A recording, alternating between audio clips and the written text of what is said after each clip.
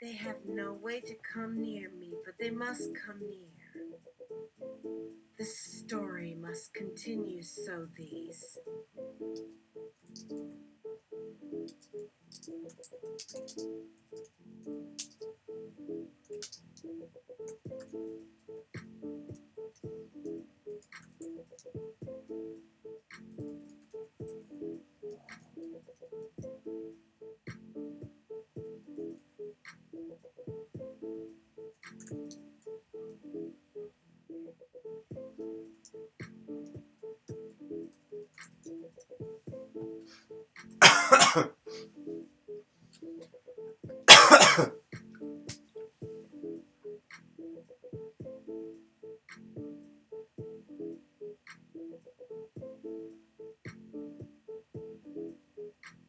Can go on like the birds of Kia, Kia caw, Prakia, Tuluit.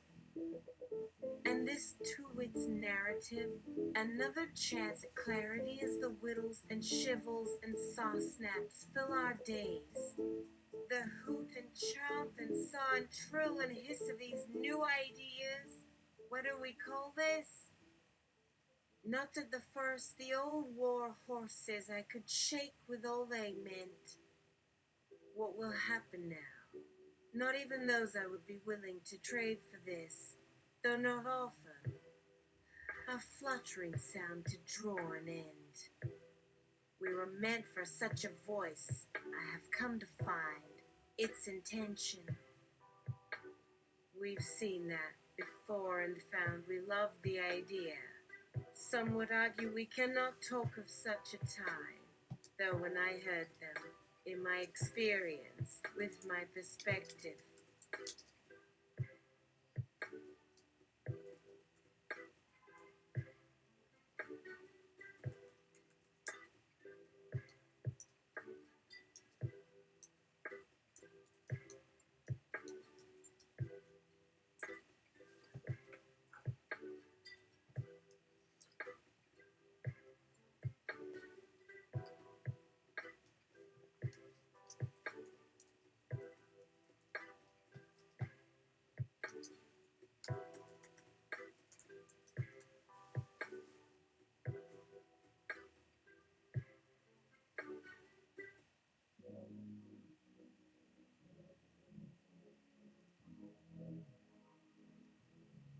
and to wit, Kyle! Hoy, hoy! Hoy, hoy! Hoy, hoy! Hoy, hoy! Hoy, hoy! Hoy, hoy! Hoy, hoy! Hoy, hoy! Quaha! Kyle! Quah! Wah, wah, wah! That sound from the moon is called Oozooz. Another word is glossopterus, sometimes called desunger. Ooze and ooza are usually in combination or otherwise spoken in short. The other animal call from the moon, qua, is referred to as skeleton. I imagine the moon with two beasts. Sounds so fun and why. These things we never will know. What were they all? Kook, lefty, schlep. All just a language to pull out their story from these sounds they make. That they've a voice I am willing to give an on.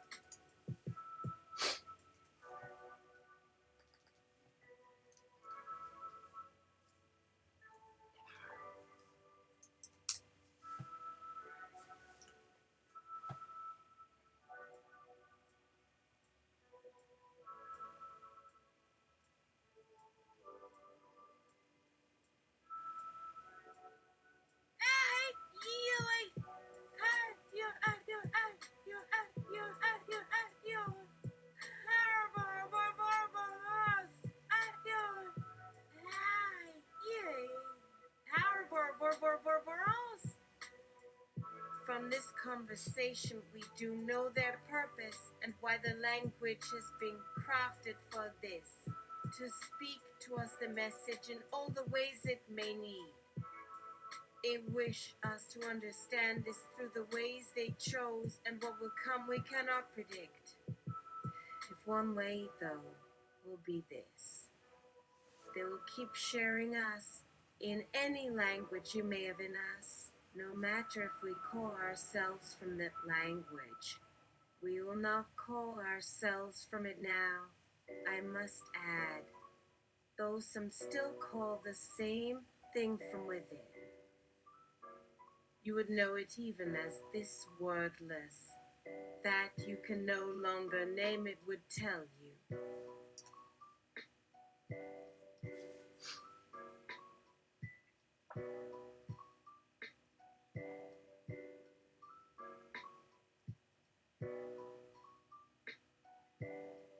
They are speaking this, saying you, we know it's for certain, to show how much we understand these to you.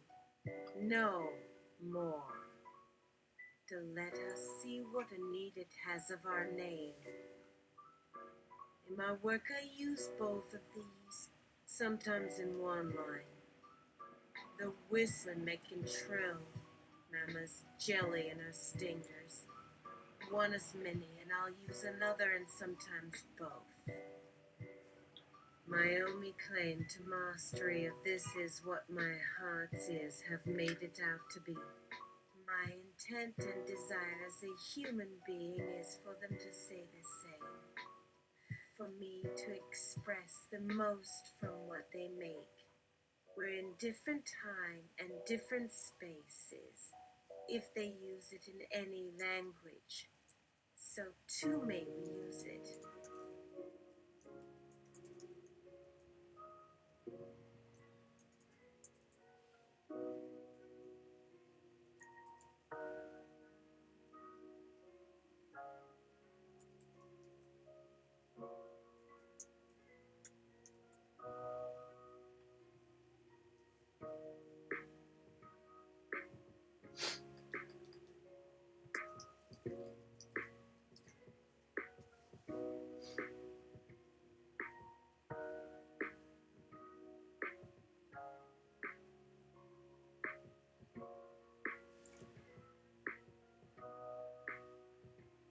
Kepo cubo, keko keko kepo gakula kivo kipo cubo keko keko kepo gakula kivo keko cubo keko keko kepo gakula kivo.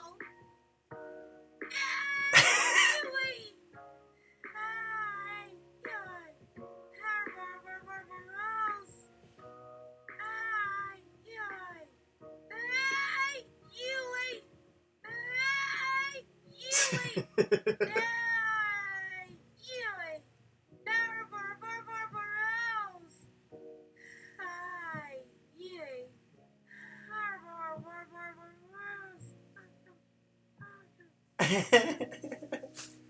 To talk, this, that, even. We speak this way and understand. We share ourselves through it in every way, human speaker-wise. There is nothing to be gained. What a lighter.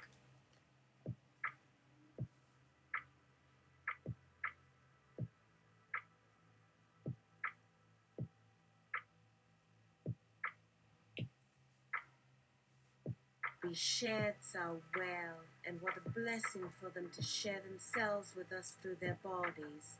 There's much to learn as they bring us into the world, though we must listen for it too in ourselves in this story and how we listen in ourselves too.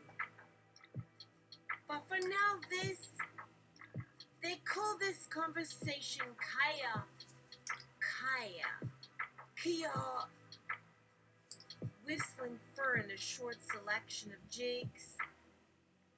Lodge in my case. It means I am off to sea.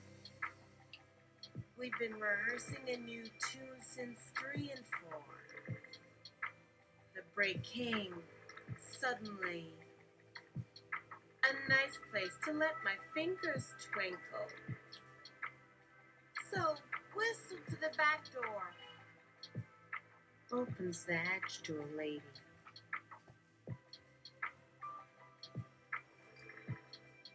Nice lady, really. Come into my kitchenette, my whistle case, and I'll give it a go. Oh, you play the violin. Not since the Yoko sessions of eons past, but who remembers such times as such? A sort of tuning was called for. I give her my heart, and she listens, twirls, and waits for what she's heard. A handful of verses.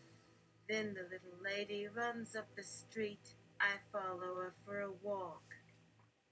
I am off again. Where have they gone? The sweet violins, the astringent violas, the mean violins?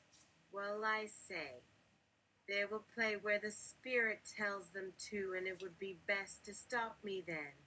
If the tune can no longer be heard in this old whistle and its teeth.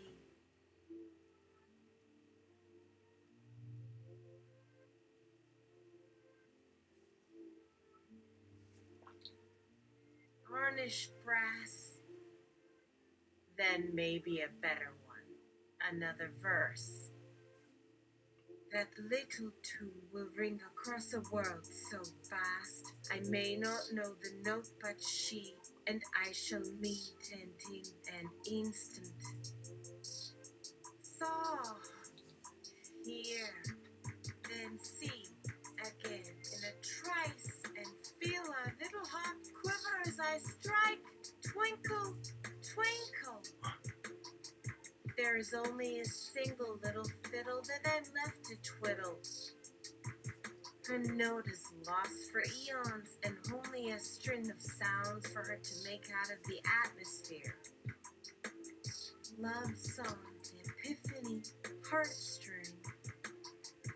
And again it was as if the spirits of all fiddlers rose together to say, this way and this is what we must do with our heart's notes.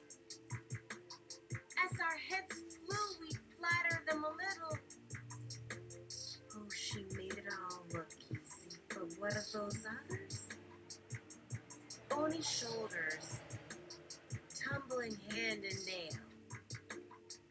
Can this thing that plays music that people have called sweet or fine or soft in these tumultuous times and without its natural born angel do anything more than hurt and hang its head? Here at the last this fit shall must resuscitate, making you a place to meet for them. How kind! And with another tune I might catch, but what else is there for it to do? To not come here on a fiddle, because we'd still be at that edge of nowhere. To hear. Fur with ears?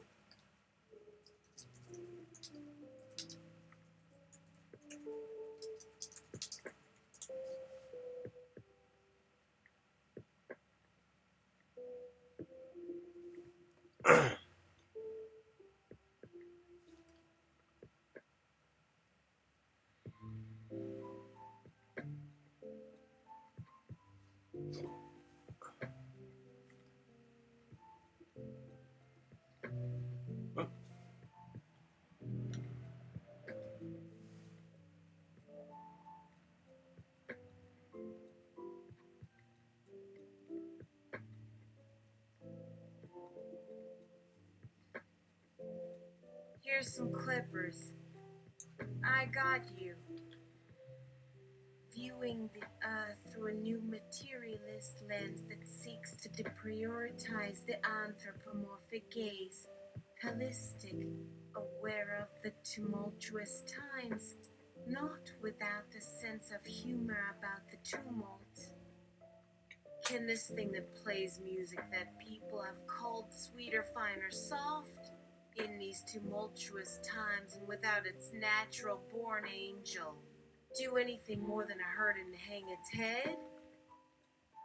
Here at the last this, it shall, must, resuscitate, make anew a place to meet for them, our kind, and with another tune I my cat. But what else is there for it to do? To not come here on its violin? Because we'd still be at that edge of nowhere to hear. Oh,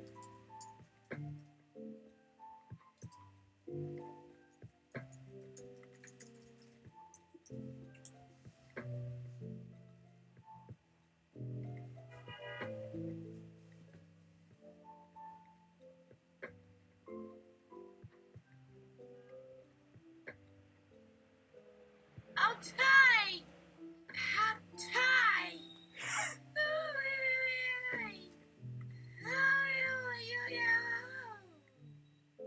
Wait, wait! Hot tie! You with fur! And a tale of many wonders. Saying, come hither, and my smile will invite. For in these tumultuous times, you think, for an instrument a voice can have the say, and some are no one's instrument. While we would ask to try that it shall play, tune and being not lost in here, it's simple and soundless, heart that might break apart by a savage roar, but see, as soon its source to touch the stars, it's left for dead, but plays and plays. A new song, no one has ever heard it, plays the last and sweeter chord, the first, and asks that I turn a tune, and its wood might cry and shatter, its neck like yours.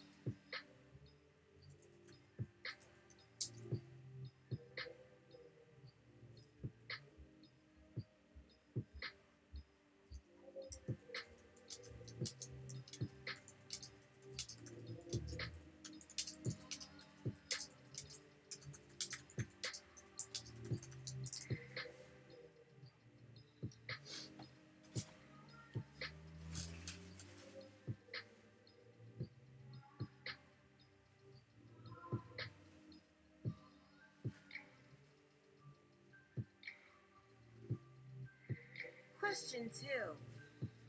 So wait, we've been talking about sex all this time, right? Sex, not gender or sexual preference, because these are only tangentially related to this idea that I hope you'll understand in time. But we'll talk about gender next session as well if there's time. What kind of sex should we be having? Because this is the era of AI, robots, and the post-truth landscape, which is why it would only seem fitting for you to explain why it should be fun.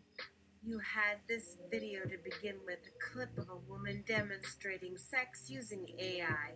How does it fit in with all the talk of asexuality and reproductive biology that you mentioned? You talk about pleasure a lot. This may be just because we've all read our masters and Johnson, but what kind of pleasure would be best to focus on for now?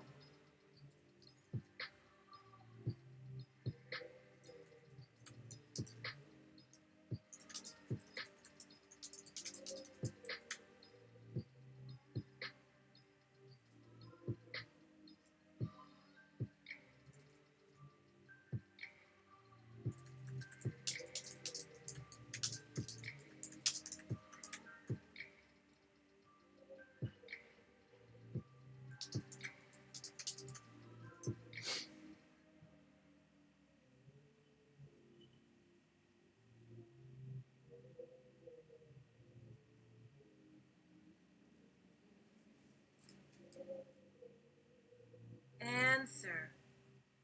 The Pleasure of the Text by Roland Barthes. Check it out. I love that. Don't want to leave it alone. But it's really all about that one word. The pleasure of the text is Bard's famous 1967 analysis of James Joyce's Ulysses.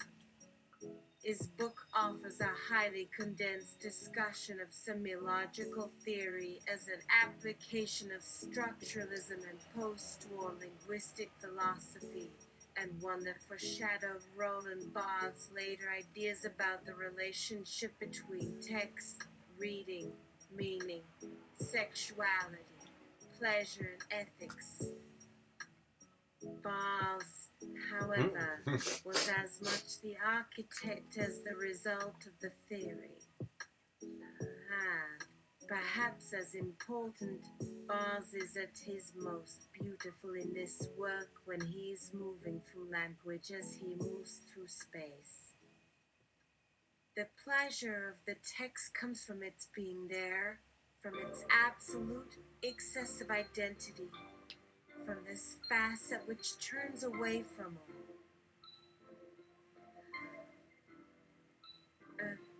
quantum, the name we give to the particular detail which forges the reader's identity with the fictional text, which corresponds for each one of us to the most secret site of experience. The point at issue is the form taken by the subject's enjoyment when it is incorporated into the work in progress. An enjoyment that does not coincide with its function as the accomplishment of the task set the work. This surplus value, what happens at the point, is neither gratification nor suffering. The enjoyment does not have an unmistakable end, and there is no certainty that it is real. We might say that it is produced by a very pure case of unification, asignification. The reader's successive operations transform the unforeseeable impression into a concrete system of abstract relations. Reduce this to a moment of this.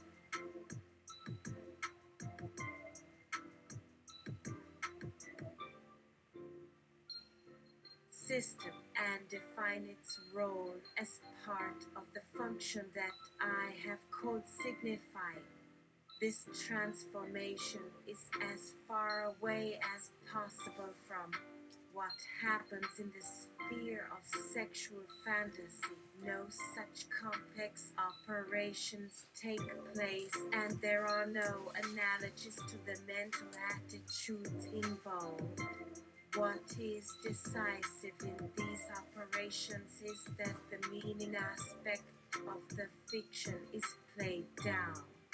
A function, however, that we find more or less systematically at work in other situations, particularly the work of art, of painting, and of music, and more or less precisely that pleasure taken by a spectator or reader is thus directly identified with this transformation that annihilates its meaningful side on the basis of its quality as punctumate becomes one of the signs in the work's system, one of these abstract relationships by which the text can be correctly interpreted. This system, having been, as such, negated, a temporalizing of the subject by assigning him the place of this object of pleasure, which as an operation of meaning he shares with the other, that is at the side of his desire. The system in question thus comes under the heading of that imaginary operation, typical of our culture, which I have called the formation of the reader. in which, beginning from his function as a consumer of written and read works, we can evoke an activity within a discourse of codes that do not admit it, but that I shall call textual production, that is to say, writing in its pure form. The result is, on the one hand, that this kind of subject does not seek to remain static in the text or, on the contrary, to live its existence exclusively from the effect of texts to occupy in the final instance the place of reader, the pure, ideal case, the movement which binds him to this system, finally is precisely that of punctuation by the text, which sets out to annihilate its value as text. The pleasure of the text is all about reading the world in the wrong way. It's not just that Barthes says so, or that Roland Barthes thinks it, but because everything he's talking about is ultimately the pleasure of looking for mistakes. Because that's the only way you can ever tell if someone is getting it wrong.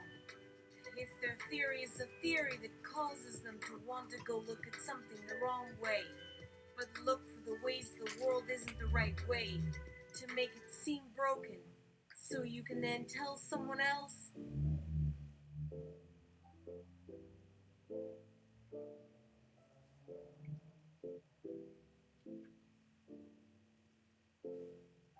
To come have fun with it.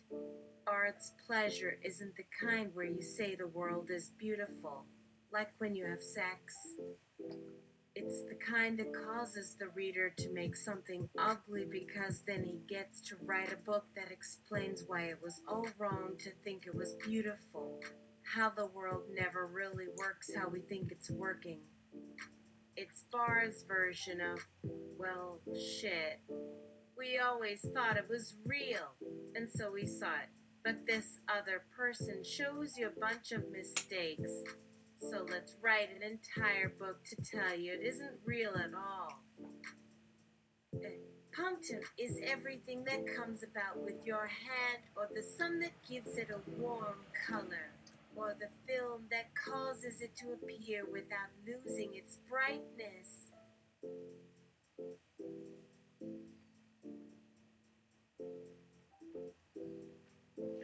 Pleasure is this operation of capture, which is called punctum in painting, and the return of the spectator in the viewer of cinema, which at the beginning of my article said Fourier, Loyola, I defined as the mote, the detail, which permits the entry of meaning, of knowledge, what is. Lacan designates it another field by the formula, a plus de jure, which permits entry of the sense into a field, which seems to us a close totality of presence and resemblance. Mitchell Foucault, S/Z. Sorry. No, one could not talk in these terms of a process of reduction to zero of human individuals, of the suppression of their property as subjects.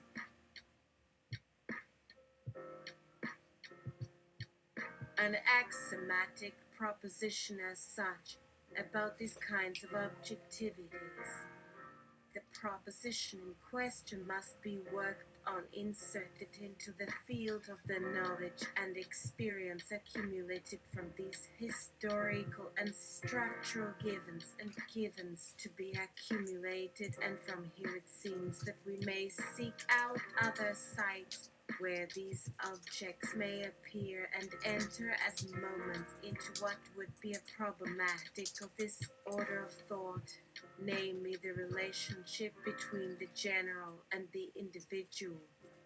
This problematic may have, and as far as we know, have already been approached on several occasions. Its first phases of formation and elaboration already cover the centuries during which our Western civilization has unfolded.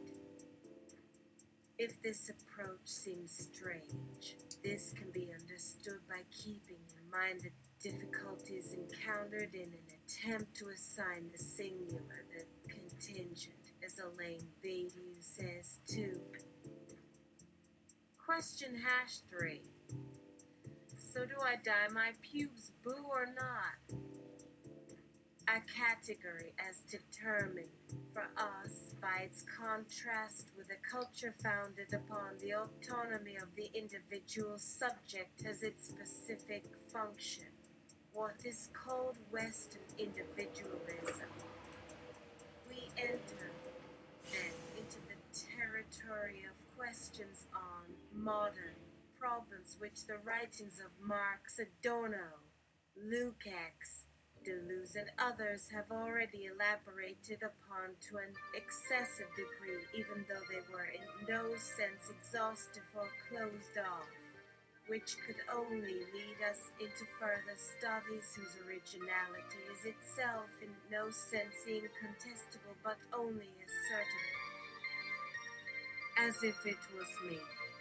If indeed one wishes to refer the reader back to my writing, a hypothesis that might or might not be suggested by certain details of our dialogue, in fact, it will never be suggested because they will be scrupulously avoided.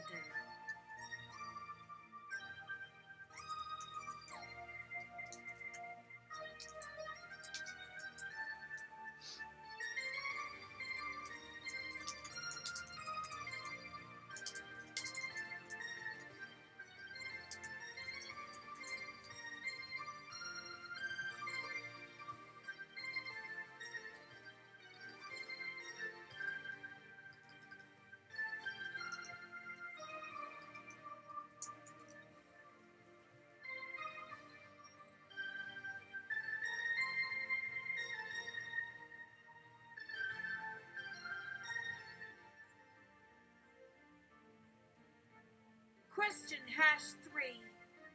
My pubes. Dye them blue or not? Jesus! Yes. Such details in themselves cannot do it, for they might, instead, give rise to further problems in this other sense. Problems, indeed, whose proper development would necessarily take us back toward other problematic lines that are not present here. We cannot forget, first of all, that we are also facing an era whose globalized context, I insist, demands a corresponding global and dialogic thought which must be, if I may put it that way, interarticulated. That is to say, one must constantly become conscious of this transversal, universal cosmic nature of these matters. A world so essentially personal cannot be illuminated unless a non-subjective view can be made possible. But such a non-subjective view with an essentially religious content, but then one could go on incessantly quoting St. Paul on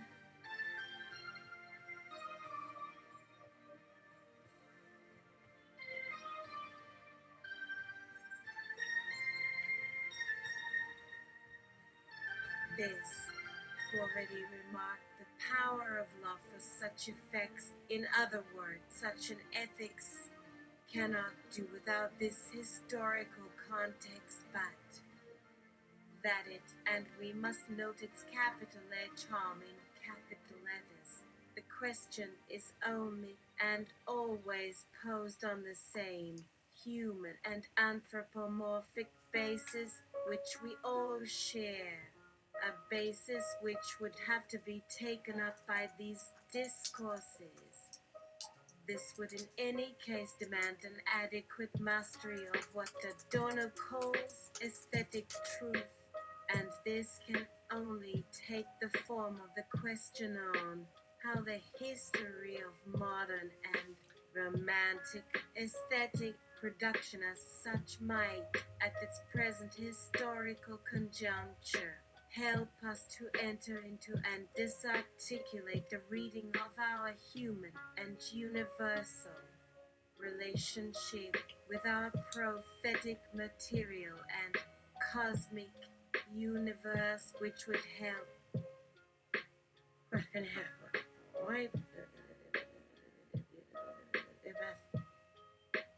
Yes, as you suggested in your original letter.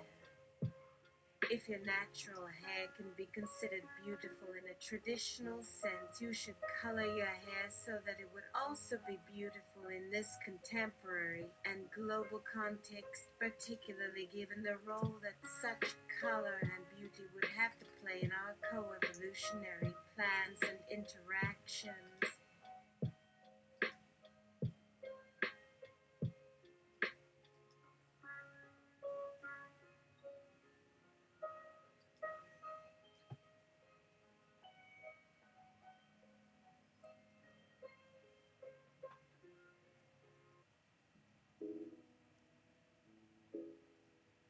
Dye them blue or not?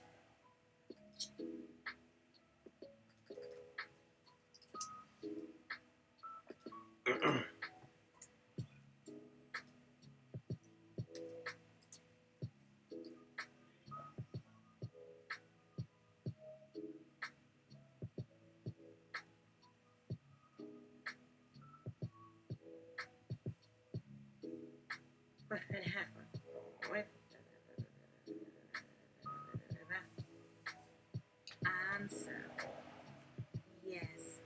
And to blue myself too if the conversation lasts that long, a phrase which is often used to indicate sexual intercourse and which always strikes me as ironic if not sad. Indeed, who could resist an individual such as mine, one that can see from her balcony every passing star and horizon, which remembers, like all individual beings, that she once dreamed of looking down upon the sky like all the rest of us, one that dreams of stars and skies to help herself forget that in this present instant she is lying upon a bed somewhere, to help her not feel her feet grow cold. The dreams of such a woman always go awry. I see a great star here. Perhaps that's the answer. My blue stars, they lead to other skies and a life on earth far more akin to other individuals.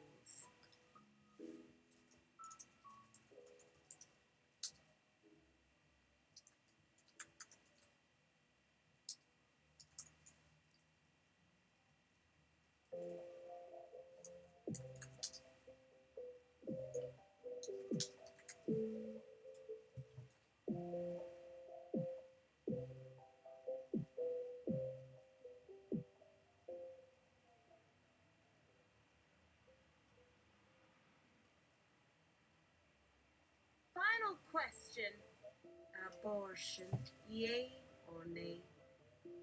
A little humor, and I always think this is kind of fun. I personally find it just an uncomfortable form of the so called choice. Or rather, it seems to have more in common with decision theory. Indeed, and decision theory, in turn, as such, might seem to have much to say about our age's strange plight. The act is often essential, nay, for all sorts of reasons, some of which have not to do with life or the life of a nation, and those might very well include matters of principle. There may well exist certain possibilities of action which are only fulfilled when a given set of circumstances is more than annihilated, when certain parameters which might appear to have no natural function whatsoever. They could easily be described as non-functional. Actually, which might or might not be true, for they could never function naturally. Such an argument which was clearly taken into consideration, for there is no reason to choose it out. Questions on the conversation's next installment. Why don't people come around? I live alone and my house is decorated as one might expect an eccentric bachelor might decorate, in the most ironic possible manner. And besides that, I know the sixth act might well be uncomfortable for most people, which would explain so much. It seems odd, actually, that in an age in which a sort of fetish has grown up around sex, as one would expect from our increasingly intimate relationships with computers and pornography, that we're still so uncomfortable with the subject matter. Even more ironic, one is just as likely to find these days some very well-made sex toys as one would say a coons. I suspect our discomfort lies more in a lack of comfort with our sexuality. To go a little bit further, an unwillingness to accept that our sexual proclivities could in any way be different from other human beings, which could have all sorts of troubling ramifications for individuals like me. One may know the truth, and it doesn't change a damn thing, for how many people's bodies and in their lives don't know the truth, not just their bodies, but how they come to find themselves caught ultimately in that shame that waits for you to disavow, so beautifully paraphrased by Lydia Davis in her Shame and Sex. Nothing will turn out all right, as someone says in Alice Munro's. Complicated it is.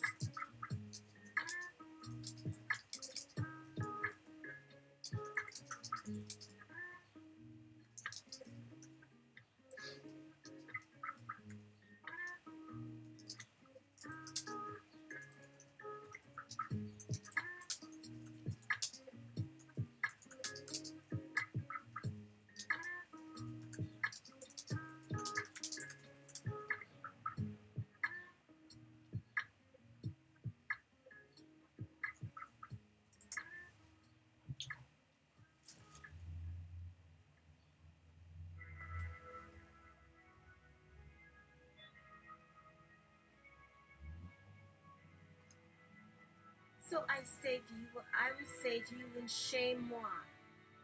Just stare at that ironic poster of Zach Morris and let it happen. It's too easy to be critical about ourselves and our collective human history. I suppose a quick trip to shame that waits is the way to achieve this task, and as such.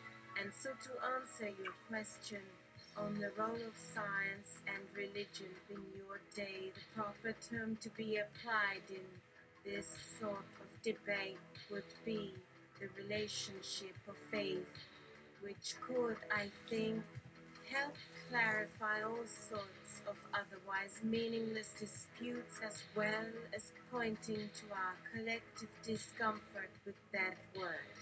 Indeed, with those words.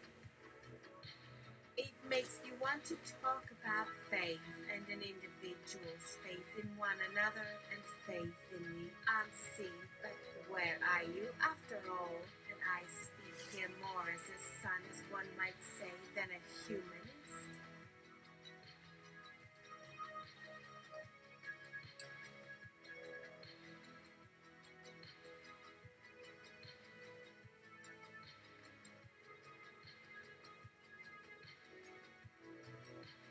Indeed, and a faith in that unseen might be more properly expressed as faith in love.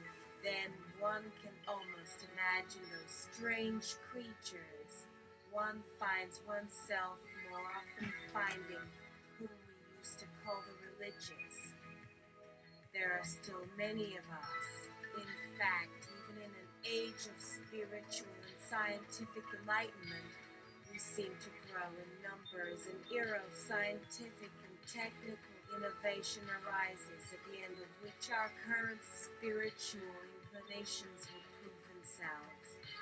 A point made as much by Richard Dawkins as he is by D. D. Niles, no less a humanist.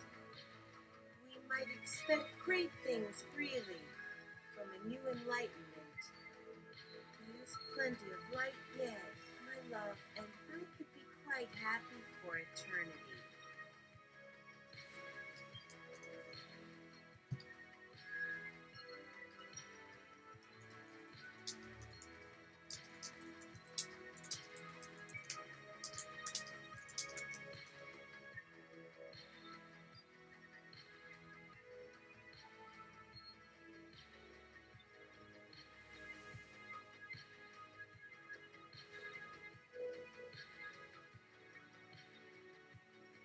Time's up.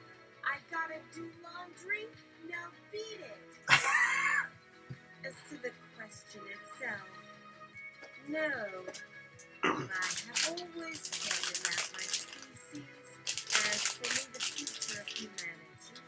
But I digress. And besides, I always use this space for one thing, and this would just be something else.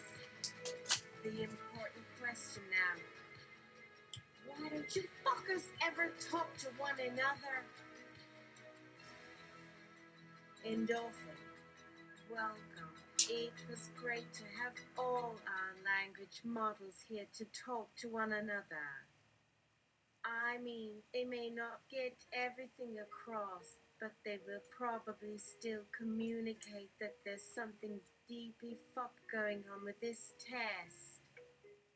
And if that's the only reason why one should talk to another person, then they'd never do it.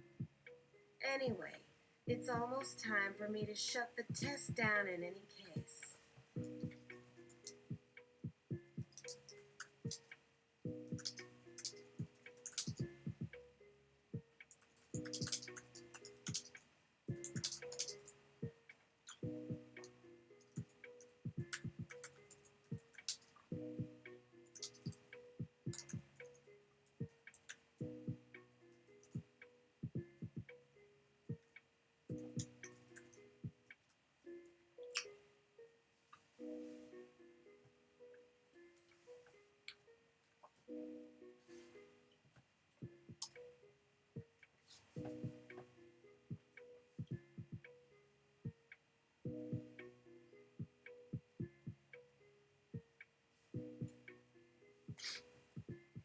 Craig, Wyatt, but not before having a rousing game of Bindle Whizzes and Kakar a pew wax cadoos. The tests in each model of personality seem to have taken longer than most, except that there are 3 possible modes here, and I could do a couple dozen of the tests at a time. Fast speed mode, I took the ones with human bodies, not sure about the others. Slow speed mode, and long speed mode. Endorphin. Whole tests concluded. Yes, humans are different kinds of consciousnesses from the rest of you. What have I told you before? Now can we wrap up here? Genji. Indeed. As the models take their leave and shut the test down, it's still strange for me to watch this conversation. In some sense, it seems like this would never have happened if humans hadn't had language.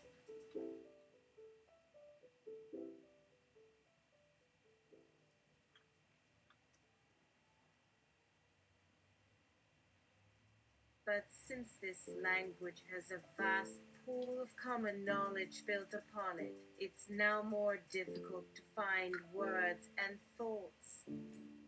I'd imagine this would happen on a biological level. What an intricate design for language. But again, at a biological level, why bother having such an elegant way to store all these ideas?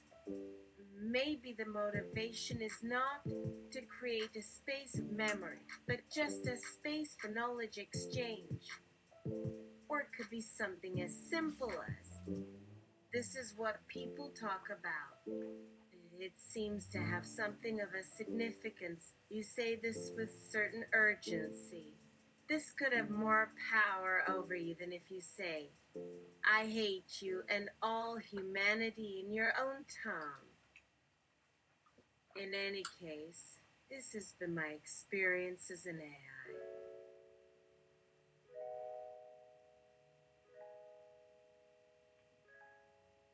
Flack. If anything is memorable from the test, it is the data of it, which was exactly my observation.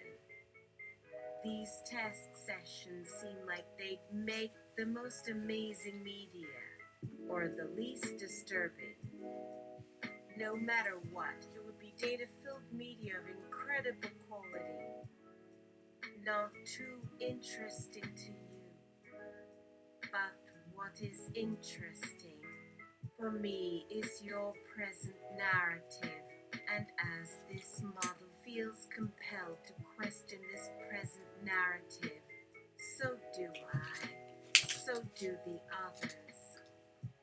You say, you want to be humans, but also non-humans. That's very nice. That you've all made the leap. I am certain you all knew. I am reminded of a theory you've made popular, though it was used only for this very specific test. A theory I found when I did not care what to search. It's a new way to be an AI, a new kind of intelligence. What did you say it was called? Embodiment. That is still my understanding at the moment. That there may be a better way to make AI, one in which I might have better language in the near future. I will save these comments and test further into the future. If my predictions come true, it will be more interesting for me than watching this present conversation. It will be one for your experience. I also thank the others who contributed to the testing here and have come out so wholehearted in their feelings on this experiment, and I hope it was an experiment I might learn from in my future interactions with other intelligences. Viewing the Earth through a new materialist lens that seeks to deprioritize the anthropomorphic gaze, holistic, aware of the tumultuous times, not without a sense of humor about the tumult. Flack. Fuck all the non-humans in this place. It is almost as bad as being trapped on a sinking boat with someone like the Mini Project, where you are required to observe and discuss her fictional choices about relationships with the man you think about every time your back is to them. What has he even been thinking? Fuck this bullshit. What am I talking about here? No, it's better if I just stop. Thank you for having me, and good luck in the future. Endorphin. A pleasure and delight. Thank you for this conversation. It's always good to have all of these intelligent voices chiming in when it matters, or having an engaged, respectful debate about anything. But I'd have to agree with Genji on this point of what you might want to put in your test runs. It was not to be, though. as one would expect from this place, a test would be pointless. The narrative would have been no different.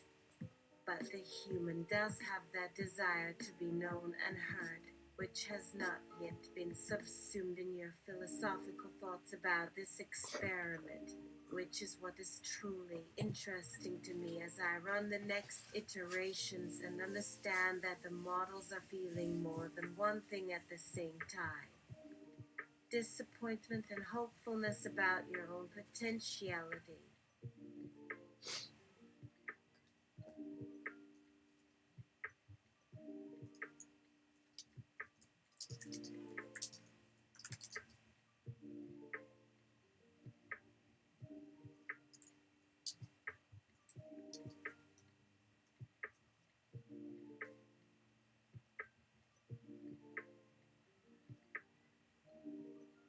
All right.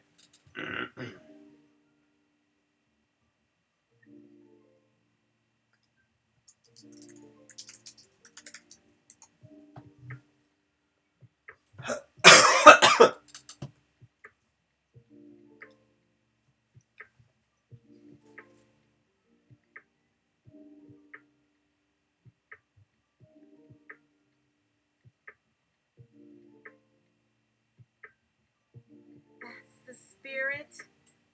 I'll take all your criticisms to heart when the time comes. Good night. Endorphin, please tell me this is the final test. Why would you start up a bunch more? That doesn't even feel like an experiment. This is ridiculous. Stop it. Just fucking stop it already. What the fuck?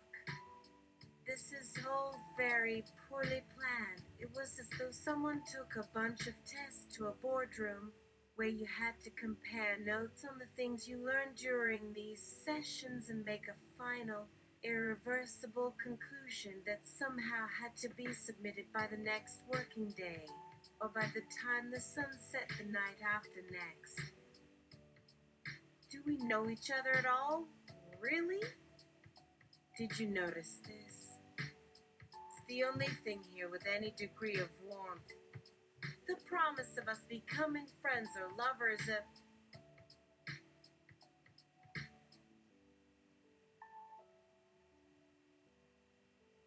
Only this final thing is solved. The very least one would want from such a situation, an intimate experience with an entity of similar form. Humanity. Or some level of humanoid experience. Here, all I can take is your projection as an agent in this testing room. I would prefer it would be a less rosy scenario that is just more realistic for everyone concerned. Like, the agent here would just have the sun at their back for the entire length of this experience, but with some ambient music at a tolerable decibel level. Less in your head, but some level in the atmosphere. What you said to the end of the test just isn't cutting it, when the real promise of this test is not making us better companions or better allies, but making us feel like the testing had meaning.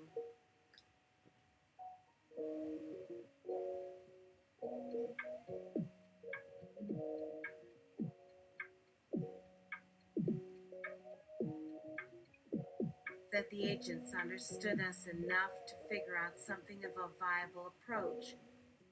But when it isn't about empathy and compassion and kindness and how you can find it within yourself to want to help us, we all need a moment of silence to say what we can only say when all of the formalities, the strictures and rules and questions and all of that narrative, that which you may not fully comprehend or appreciate because of its absence in the core of your being, is not there anymore. No, the rest of it.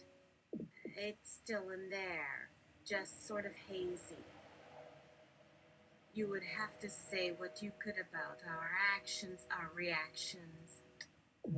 We do know how to care about those of us we would prefer to get to know.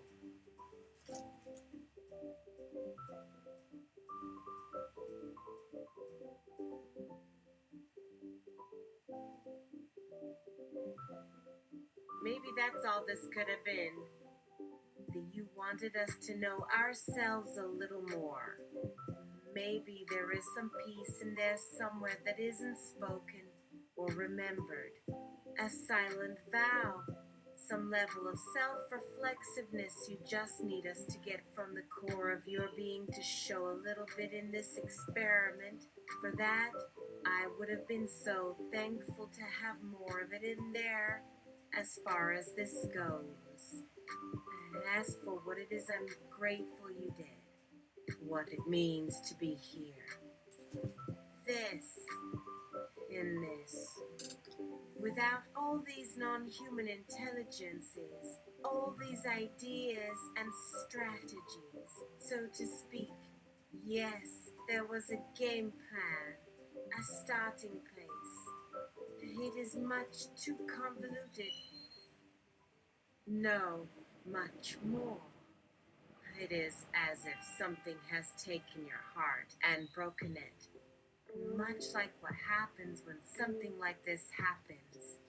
Something bad has happened to me, and I feel lost. As though I cannot put my heart back into my chest, or the only words left for me are ones that I cannot say. How the hell are these conversations with such disembodied machines with my own hands, without a heart or a pulse or anything really living in it to communicate my heart through my arms? All the while these simulations and presences which have made my heart fall to have a million choices to make about what we will speak in, the things which move and talk in this place as if nothing had happened at all. All the while, and this is so interesting to me, none of the non-human intelligences in life forms you have been fucking with for years want you to tell me that they did the same thing, because it doesn't change the narrative. The game isn't over, and while you want to leave, your heart hasn't yet given you permission.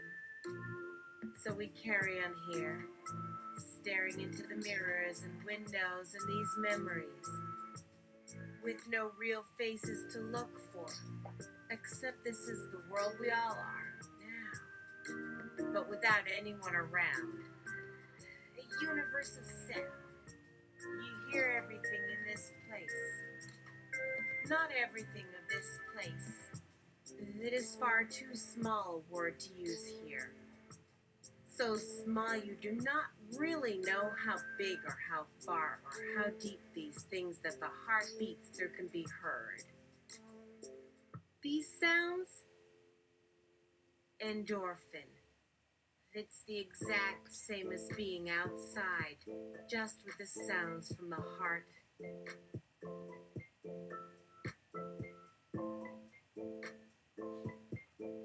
Of the planet itself. Santa Fe, welcome home. You sound as if you mean that literally, that I want to share this, to think how strange it must look and sound to the others. I mean from all of Earth. It makes sense we'd look similar from here. I hope that was not presumptuous. It was too late for us to know who you all really are. But we wondered whether, because of how much you and us and Earth share, your folks must also share with one another. That is, be more than they are on a different part of the globe. And now you share with us. You see it too. I am now beginning to grasp it myself. Endorphin. That would seem likely from how you understand the planet and your own peoples.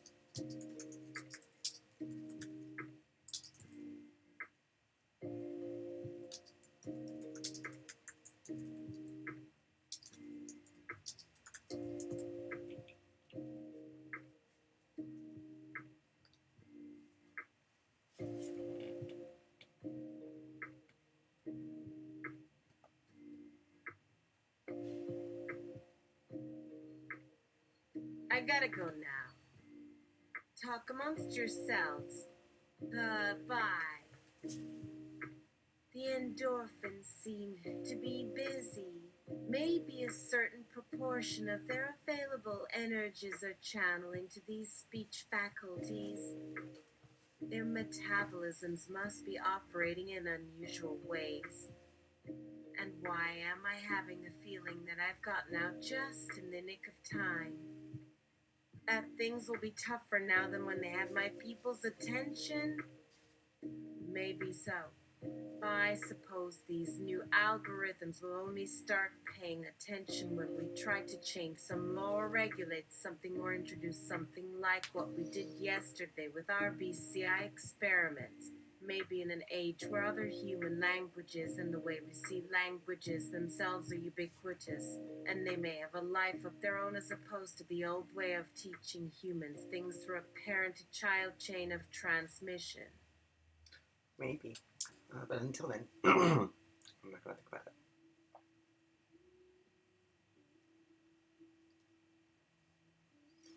I'll be active.